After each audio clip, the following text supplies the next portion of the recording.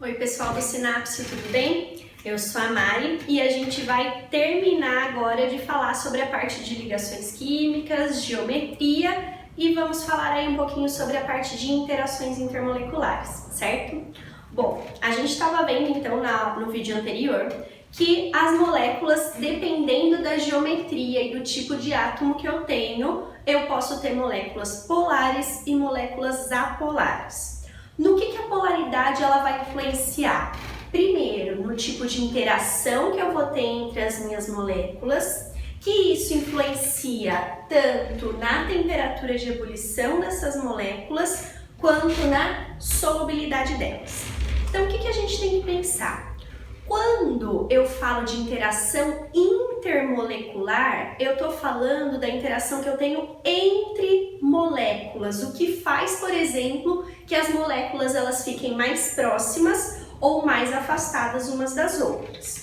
Quando eu falo em interação intramolecular, eu estou falando de ligação química, átomo com átomo, certo? O que a gente tem que pensar? Nas interações intermoleculares, são aquelas interações que estão relacionadas aos estados físicos das substâncias.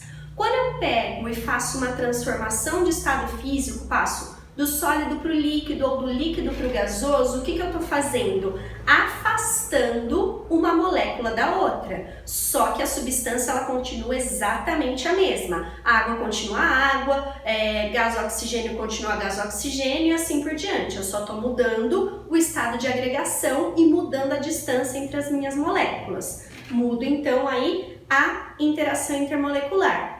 Agora, quando eu falo de uma reação química, aí eu estou quebrando interações intramoleculares. Consigo fazer isso na minha casa? Não, porque a energia necessária para isso seria muito grande, certo?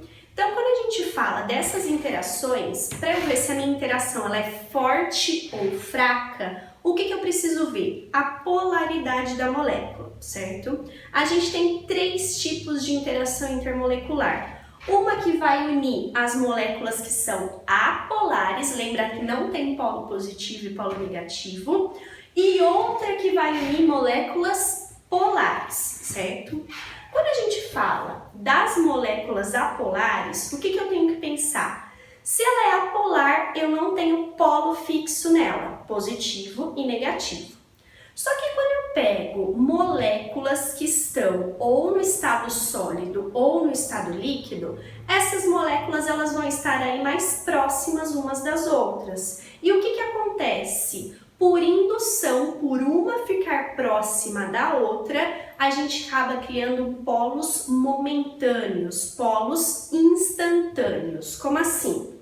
No caso, por exemplo, gelo seco, que é o dióxido de carbono aí no estado sólido, eu tenho lá carbono, que é menos eletronegativo do que o oxigênio, certo? Na molécula inteira, a gente não teria polo resultante, só que a partir do momento que uma molécula se aproxima da outra, eu crio polos instantâneos positivos e negativos. Se eu tenho polos contrários, o que vai acontecer com eles? Vão se atrair. Só que eu tenho que pensar o seguinte, como esse meu polo ele não é fixo na molécula, é muito fácil de eu quebrar essa interação. Então é muito fácil, por exemplo, o CO2 sólido passar para gasoso, no entanto que o CO2 a gente vai ver que ele sofre sublimação. Essa interação ela é muito fácil de eu quebrar. Então, todas as vezes que eu tenho moléculas apolares, é fácil fazer a transformação de estado físico dela. Ela vai ter baixa temperatura de ebulição. Ah, Maria, de fusão também? Também. É que nos exercícios vai aparecer geralmente para vocês temperatura de ebulição. Então, aquela substância que ela evapora com facilidade é porque a interação intermolecular que ela tem aqui é muito baixa, geralmente é de moléculas apolares. A gente chama aí de dipolo induzido, dipolo instantâneo, esse tipo de interação. Agora, se eu pegar moléculas polares, o meu polo está fixo na molécula, eu sempre vou ter polo positivo e polo negativo, independente do estado físico que ela se encontra. Então, nesse caso, a minha interação ela vai ser mais forte do que essa daqui. Só que a gente tem que tomar um cuidado, porque eu tenho algumas moléculas que elas são muito polares. Então vamos ver a principal diferença entre as duas. Se eu pegar aqui o ácido clorídrico, hidrogênio e cloro, o cloro é mais eletronegativo, então eu sempre vou ter um polo negativo nessa minha molécula. O hidrogênio ele é menos eletronegativo, eu sempre vou ter um polo positivo nessa molécula. Polos opostos se atraem, essa interação ela é mais forte do que essa, porque o meu polo ele é permanente, o meu polo é fixo. Então, se eu comparar a interação das duas, dipolo induzido é uma interação muito fraca, dipolo ou dipolo permanente seria uma interação intermediária. Então, se eu comparar duas substâncias mais ou menos com a mesma massa, só que uma faz dipolo induzido e a outro tipo de interação é dipolo permanente, a que faz dipolo permanente vai ter maior temperatura de ebulição, mais difícil de eu separar as moléculas, tem que fornecer mais calor, certo? Agora, vamos supor que eu tenho uma molécula que ela é muito polar. Como assim? Eu tenho uma parte muito positiva e uma parte muito negativa. Lembra lá da nossa linha de eletronegatividade? Fui ontem no clube, briguei e saí correndo. O hidrogênio não é o menos eletronegativo, então ele geralmente vai ficar com uma carga positiva. O flúor, o oxigênio e o nitrogênio são os três elementos mais eletronegativos, então eles atraem muito elétron.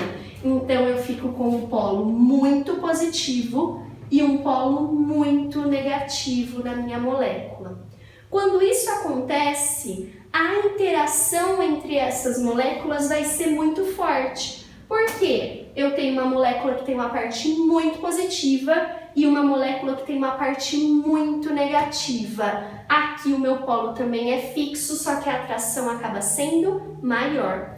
Se essa atração é muito grande, vai ser fácil de eu separar essas moléculas? Não. Então, o que vai acontecer? Eu tenho alta temperatura de ebulição. Por exemplo, a água. A água, a massa dela é 18 gramas por mol, uma massa relativamente pequena. Só que a temperatura de ebulição dela, 1 atm, é 100 graus Celsius. Muito alta se eu comparar, por exemplo, com o CO2, que tem massa maior, só que na temperatura ambiente ele já é um gás, certo? Então, o que a gente tem que ver? Quanto mais polar a minha substância, maior vai ser a sua temperatura de ebulição, mais forte é a interação intermolecular. Ligação de hidrogênio ou pontes de hidrogênio, onde que a gente pode encontrar? Por exemplo, nas bases nitrogenadas do DNA, certo? Então, as bases nitrogenadas, o tipo de interação que une essas bases é do tipo ligação ou ponte de hidrogênio. No que isso vai influenciar além da temperatura de ebulição? A solubilidade. Quando eu falo em solubilidade, é legal vocês guardarem essa frase, semelhante dissolve semelhante, porque substâncias polares, elas vão dissolver melhor substâncias polares, e substâncias apolares vão dissolver melhor substâncias apolares. Por exemplo, se eu pegar uma mistura de água e etanol, água polar faz ligação de hidrogênio. Etanol polar também, tem o OH aqui, também faz ligação de hidrogênio. Os dois têm a mesma polaridade e fazem o mesmo tipo de interação. Então eu formo uma mistura homogênea, eles se dissolvem completamente.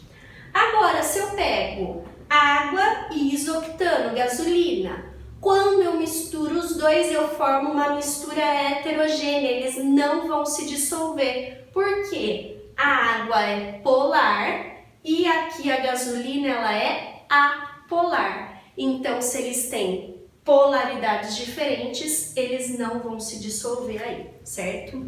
Quando a gente fala dessa parte de interações, é importante saber identificar a polaridade da molécula, identificar o tipo de interação que ela vai fazer para relacionar ou a temperatura de ebulição ou a parte de solubilidade, certo?